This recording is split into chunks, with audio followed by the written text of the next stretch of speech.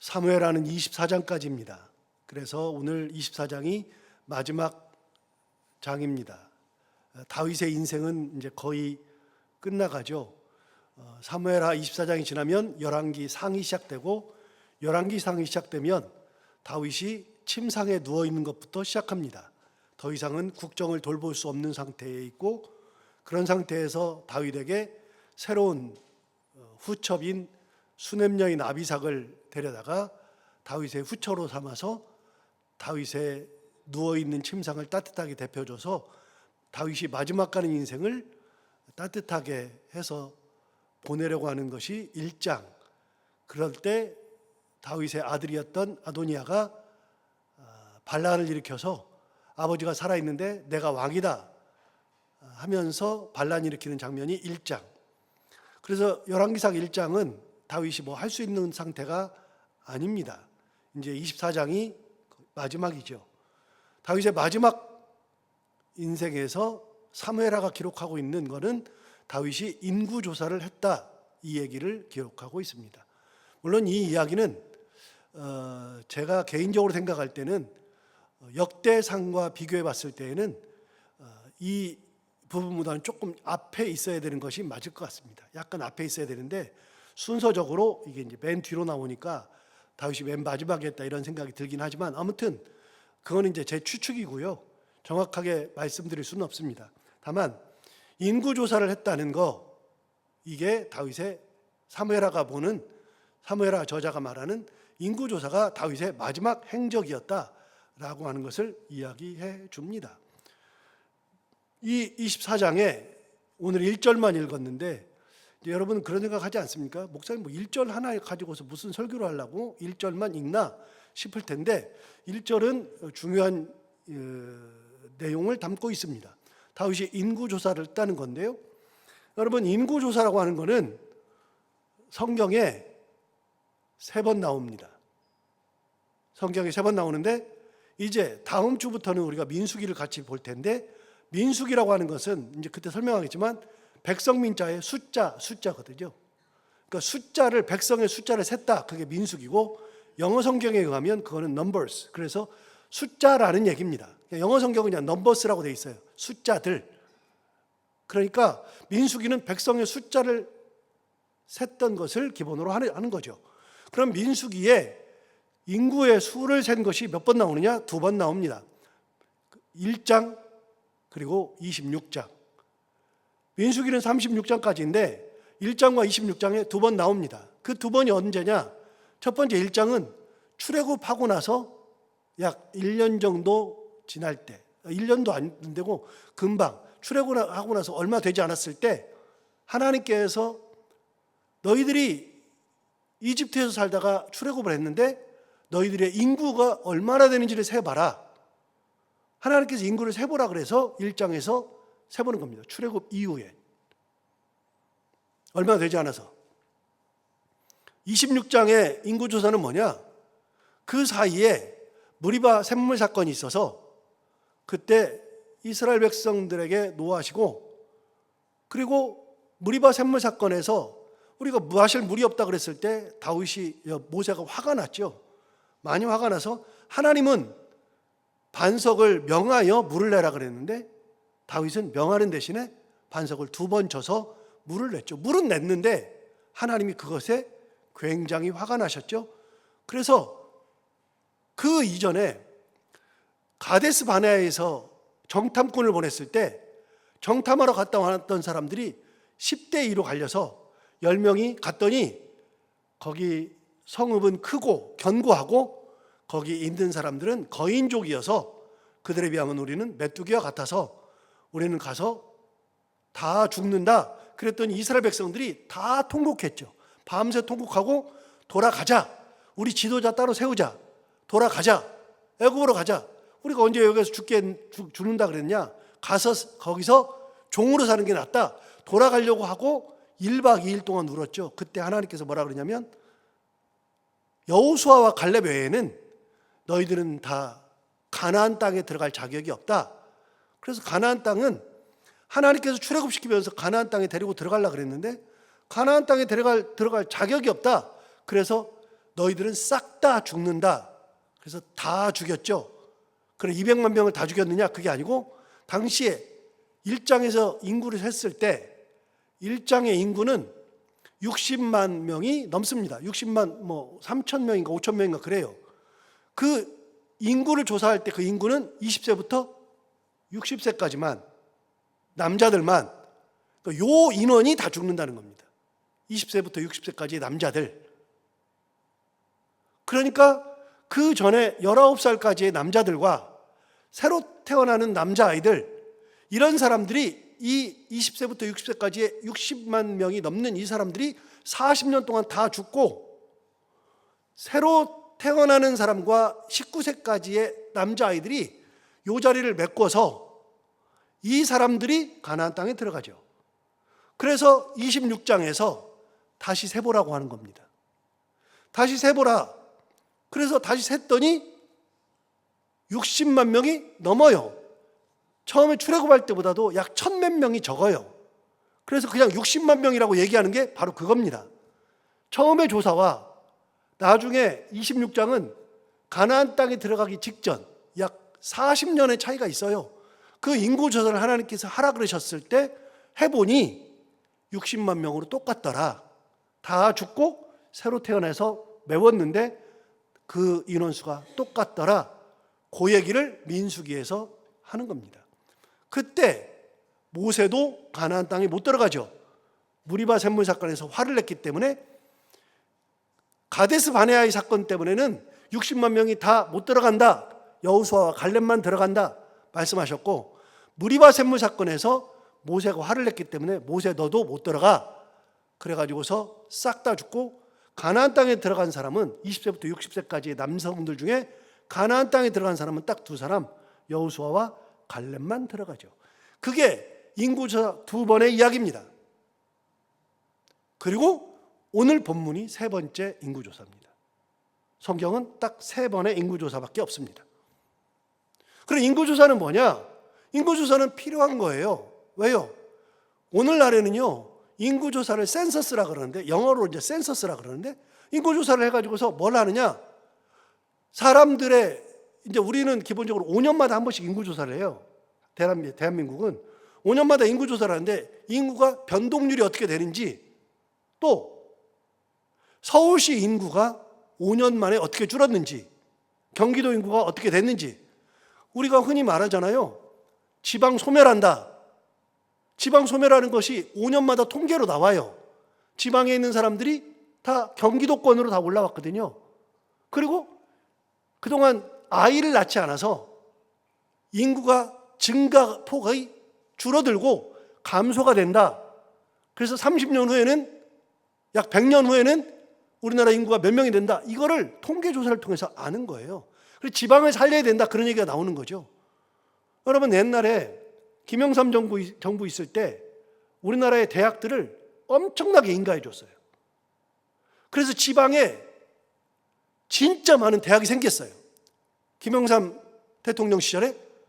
그때 뭘 무시했느냐? 딱 한 가지를 무시했어요. 인구 통계를 무시했어요. 그래서 아이들이 태어나지 않고 벌써 줄어들고 있는 상황인데, 그 당시에는 대학 들어가려고 하는 아이들이 너무 많으니까 그냥 학교에 이미 줄어들고 있는데, 그래서 지금은 지방에 있는 대학들을 다 통폐합해서 없애버려요. 그러니까 지방에 있는 그 대학들은 난리가 났죠. 어떻게 이럴 수가 있느냐? 국가가 대학을 세웠다, 없앴다, 정권 마음대로 한다. 그거는 통계조사를 해놓고서도 무시한 거예요.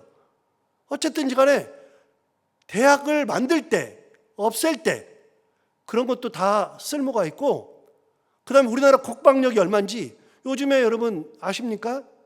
옛날에 우리나라 군인들을 몇 명이라 그랬냐? 60만 대군이라 그랬어요. 기억나세요? 60만 대군이라 그랬어요. 그러니까 이스라엘 백성들이 출애굽할 때 계수했던 인원과 우리나라 국방 군인들의 인구가 똑같았어요. 60만 명. 지금 몇 만인지 아세요? 40만 명 정도밖에 안 돼요. 인구가 줄어가지고 애들이 군대를 못 가요. 갈 아들이 없어요. 그리고 뭐가 나와요 요즘에? 우리는 기본적으로 징병제예요. 무조건 남자아이들은 20세 넘으면 군대 가야 돼요.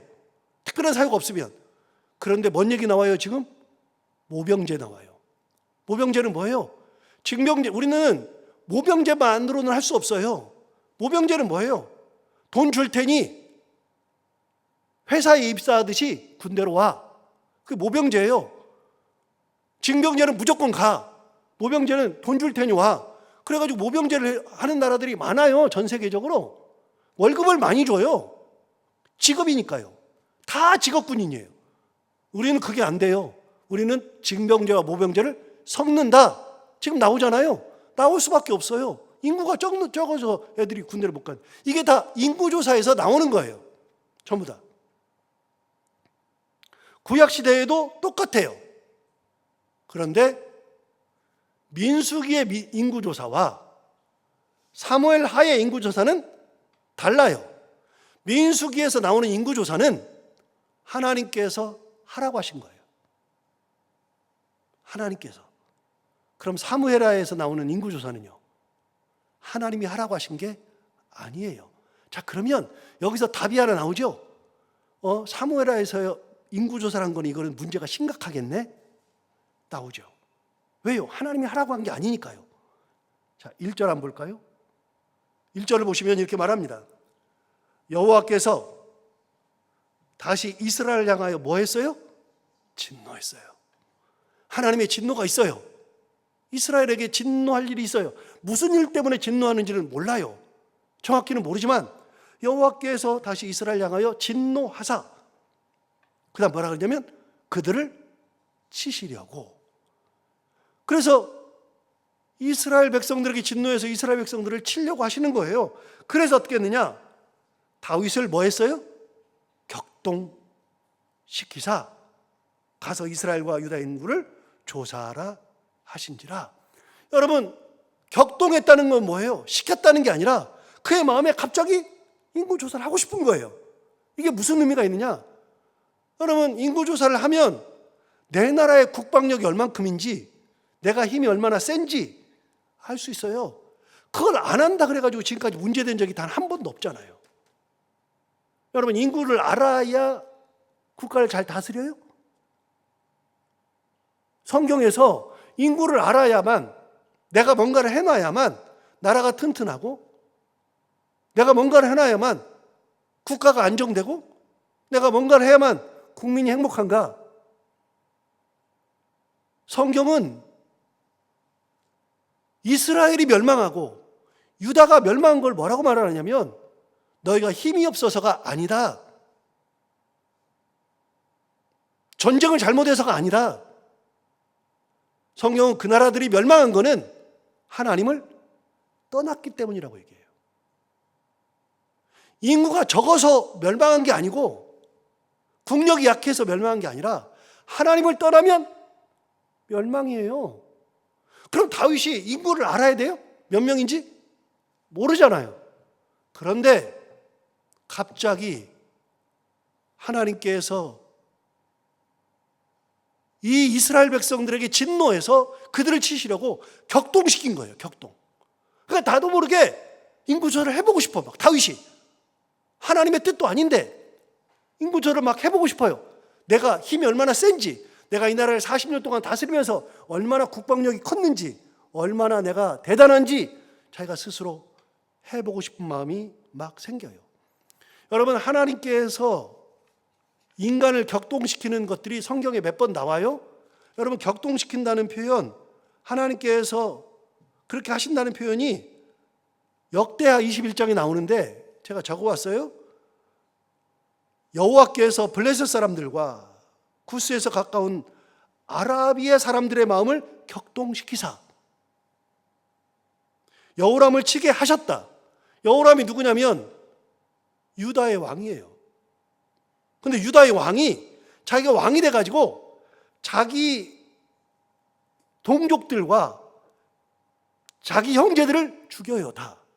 그리고 하나님을 떠나고 결정적으로 여호람이 아합의 부인 이세벨,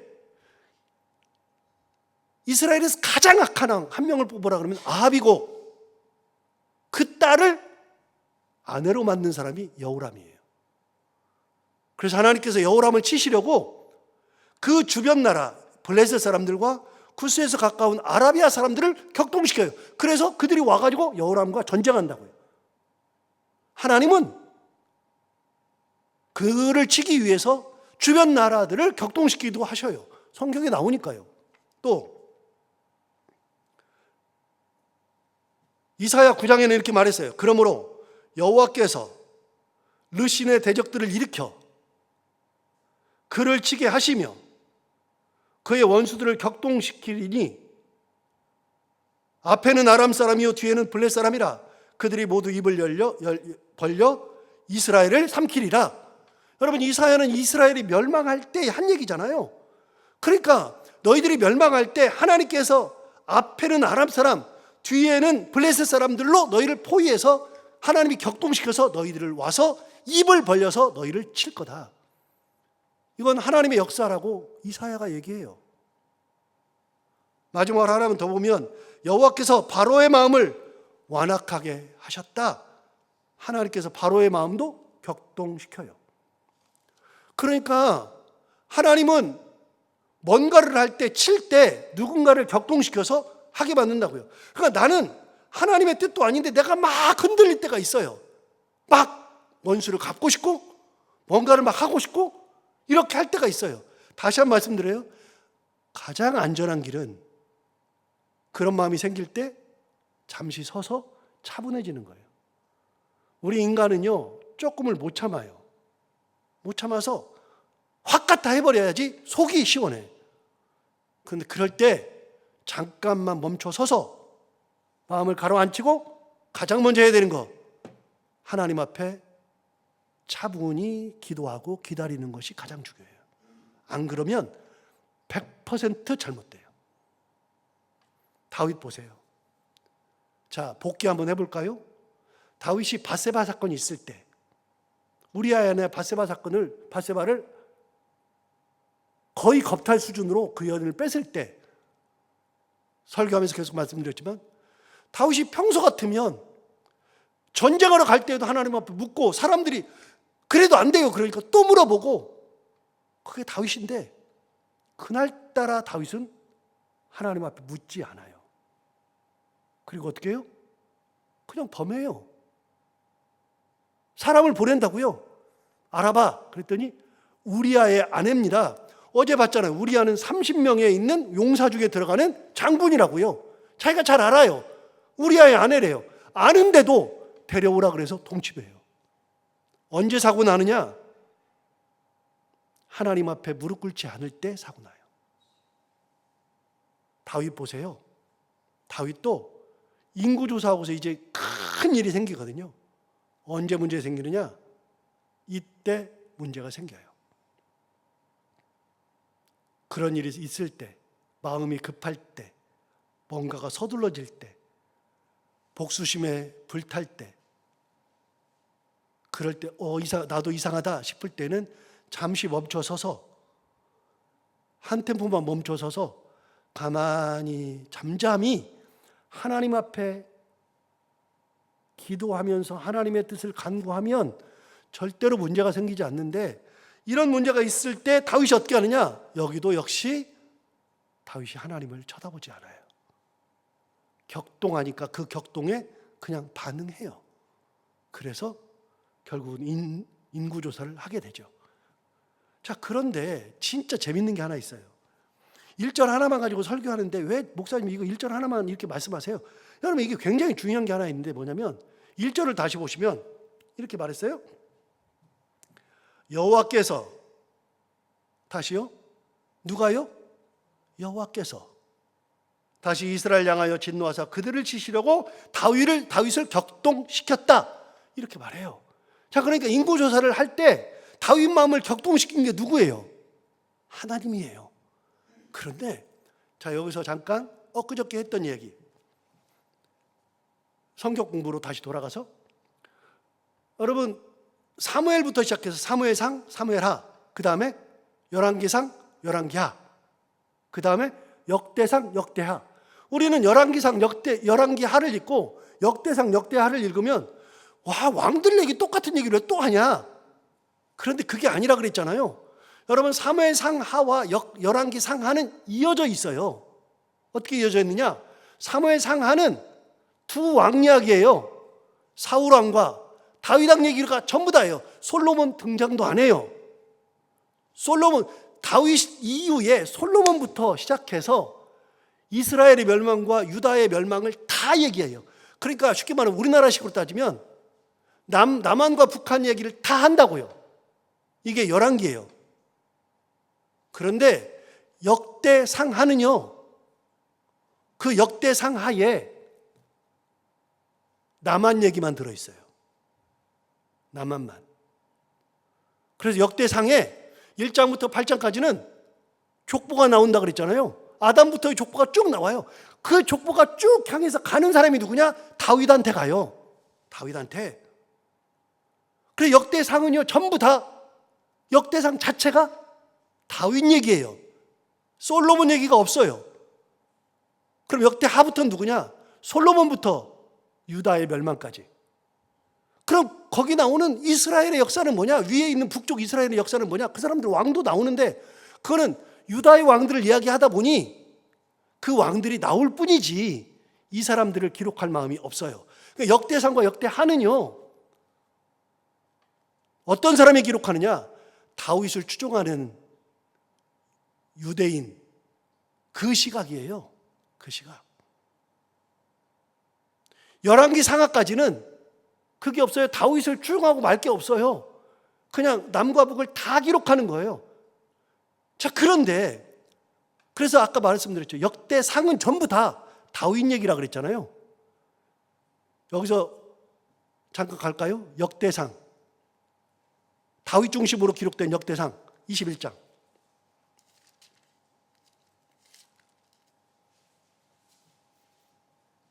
제 성경으로 641페이지.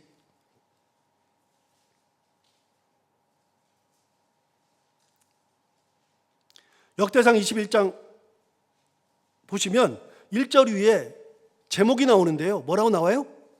다윗의 인구조사. 똑같은 거예요. 사무엘에 나온 거랑 역대상에 나오는 거랑 똑같아요. 다윗 얘기니까 다윗 얘기는 성경에 두 군데서 나와요. 사무엘상 하와 역대상에는 다윗 얘기만 있어요. 그런데 다윗 얘기만 할 때 21장에 똑같은 인구조사인데 여기도 나와요. 그런데 잘 보세요. 1절을 보세요. 1절에 뭐라고 나와요? 사탄이 일어나 이스라엘을 대적하고 다윗을 충동하여 이스라엘을 계수하게 하니라. 여러분, 사무엘 하 24장에서는 누가 다윗을 격동시켰어요? 하나님께서, 여호와께서. 그런데 역대상에는 누가 다윗을 격동시켰어요? 사탄이요. 어떻게 된 거죠? 성경에서 가장 크게 충돌하는 데가 이거예요. 성경에서 정확하게 충돌해요. 사무엘 하에서는 하나님께서 격동했다 그러고요. 역대상에서는 사탄이 그랬대요. 누가 맞아요? 뭐가 맞아요? 여러분, 이걸 보면서 두 가지를 생각할 수 있어요. 첫 번째는 성경은 하나님이 불러준 게 아니고 사람이 기록한 거예요. 누가 기록하느냐에 따라 달라요. 성경은 사람이 기록해요. 두 번째, 사무엘하와 역대상을 보면서 관점이 달라요. 다시요. 역대상하는 누구 중심이라고요? 다윗 중심이에요. 다윗 중심. 그리고 남유다 중심이에요. 그러니까 역대상에서 나올 때는 사탄이 다윗을 격동했대요. 쉽게 말하면 사탄이 꼬신 거예요. 사탄이. 그러니까 다윗이 잘못한 게 아니라 사탄이 꼬신 거예요. 그런데 사무엘 하에서는요, 하나님이 하셨대요. 어떤 게 더 정확하냐? 제가 생각할 때는 사무엘 하가 정확해요. 사무엘 하가. 하나님께서 치시려고 하신 게 맞아요. 근데 역대상에서는 다윗을 신격화하고 다윗을 위대하게 보는데 그 다윗이 하나님으로부터 유혹받아가지고 그랬겠다? 말이 안 되잖아요. 그러니까 사탄이 했다라고 얘기할 뿐이에요. 성경에서 가장 충돌하는 데가 사무엘하 24장과 역대상 21장. 똑같은 걸 놓고 하나는 하나님께서 격동했다. 하나님은 사탄이 격동했다. 어찌됐든지 간에 하나님께서 다윗을 격동하든 사탄이 격동하든 어떤 순간이 되든 간에 다윗이 범죄하지 않을 수 있어요. 어떻게 해요? 그 순간에 잠시 멈추고 하나님 앞에 기도하고 하나님의 뜻을 간구하면 아무 문제가 안 생길 텐데, 그런 거 없이 그냥 자기 마음에 격동되는 대로 막 해요. 그때는 다 범죄예요. 바세바 사건, 암논 사건, 압살롬 사건, 여러 가지가 다 다윗이 실수할 때마다 보면, 다윗이 실수를 할 때마다 하나님을 찾지 않아요. 기도하지 않아요. 그러면은 100%다 다윗이 실수하고 큰 일이 벌어지죠. 오늘 똑같아요. 하나님이 격동할 때 잠시만 섰으면 어땠을까? 하나님, 내 마음이 이렇게 흔들리는데요. 내 마음이 자꾸만 인구조사 하고 싶은데요. 이게 하나님의 뜻인지 제가 모르는데 막 하고 싶어요. 내 국력을 막 생각해 보고 싶고 내가 대단한 것을 한번 확인해 보고 싶어요. 라고 한번 물어보면 좋을 텐데, 하나님 어떡할까요? 이게 하나님의 뜻인가요? 아니면 내 자신의 욕심인가요? 물어보면 하나님께서 말씀하셨을 거라고요. 하지 말아라, 그러셨을 거라고요. 그게 없으니 큰 문제가 생기죠. 오늘 이 다윗이 인구조사를 한 걸 다시 한번 살펴보면서 어느 순간에든지 잠깐만 서는 게 좋겠다, 조금만 천천히 가는 게 좋겠다, 하나님 앞에 무릎 꿇고 기도하는 것이 가장 귀한 것이다, 다시 한번 생각하면서 그렇게 하나님 앞에 무릎 꿇고 하나님의 은혜 가운데 살아갈 수 있는 그런 저희가 다 될 수 있기를 바랍니다. 기도하겠습니다. 하나님 아버지, 다윗의 마지막 인생 중에 가장 실수했던 거 하나가 또 인구조사인 것을 사무엘하 24장, 역대상 21장에서 이야기해 줍니다. 하지 않아도 되는 건데 쓸데없는 짓을 하다가 큰 일이 생기는데, 하나님 아버지, 우리도 이 땅 살아가면서 나도 모르게 뭔가에 흥분하고 자꾸만 뭔가를 하고 싶고, 그게 하나님의 뜻이 아님에도 불구하고 뭔가에 휩싸여서 그럴 때가 가끔 있는데, 하나님 아버지, 어떤 순간이 되어도 차분하게 가만히 서서 잠깐만 시간을 갖고 하나님 앞에 무릎 꿇고, 하나님, 이게 제 마음인지 하나님의 뜻인지 잘 모르니 하나님 가르쳐 주옵소서, 하나님의 뜻이라 그러면 가게 하시고 하나님의 뜻이 아니라 그러면 멈추게 하여 주옵소서, 이렇게 기도하며 하나님의 뜻을 물으며 하나님과 동행하는 삶을 살아갈 수 있는 저희들이 다 되게 하여 주옵소서. 저를 비롯해서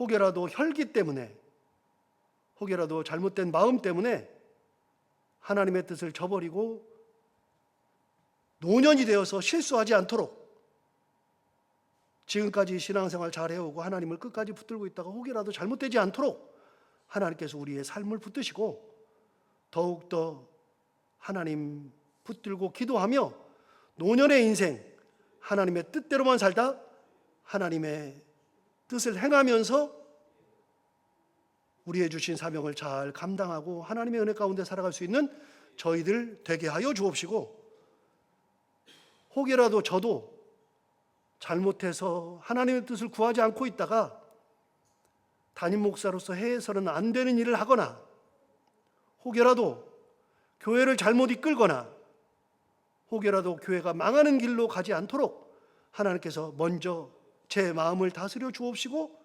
사랑하는 성도들 모두를 다 그렇게 다스려 주기를 원하오며, 그래서 교회가 평안하고 혹여라도 우리가 부모가 되어서 잘못된 판단으로 하나님 앞에 무릎 꿇고 기도하지 않고 있다가 그런 걸로 인하여서 가정을 힘들게 하고 큰 일을 벌이지 않도록 하나님께서 우리를 항상 차분하게 하시고 기도하게 하시고 하나님만 바라보며 살아가는 인생들 다 되게 하여 주옵소서. 하나님 아버지, 살아갈 때 노년이 더 밝고 더 빛이 나야, 노년이 더 그런 모습으로 있어야 정말 끝까지 지금까지 잘해왔듯 끝까지 빛나는 인생으로 하나님 앞에 인정받는 인생으로 살아갈 텐데, 우리가 다 그런 인생으로 살아갈 수 있도록 우리의 삶을 온전히 지켜주시고 인도하여 주옵소서. 하나님 아버지, 이 말씀이 오늘도 우리가 살아갈 때 힘이 되게 하여 주옵시고, 사랑하는 성도들, 이 새벽에 하나님 말씀 듣고 기도하기 위해서 나왔사오니 하나님 우리들의 마음을 꼭 기억하여 주옵시고, 우리들의 발걸음을 복되게 하시고 온전히 하나님의 은혜를 충만히 누리며 살아갈 수 있는 저희들 되게 하여 주옵시고, 오늘도 기도하러 나왔으니 우리 가운데 기도할 때 하나님 응답하셔서 다 응답받고 돌아가는 시간이 되게 하여 주옵소서. 하나님 아버지, 오늘도 하루를 살아갈 때 해야 되는 것들 잘 감당하게 하시고, 또 만나는 사람들과 함께 웃고 행복한 하루가 되게 하여 주옵소서. 감사하며 예수님 이름으로 기도하옵나이다.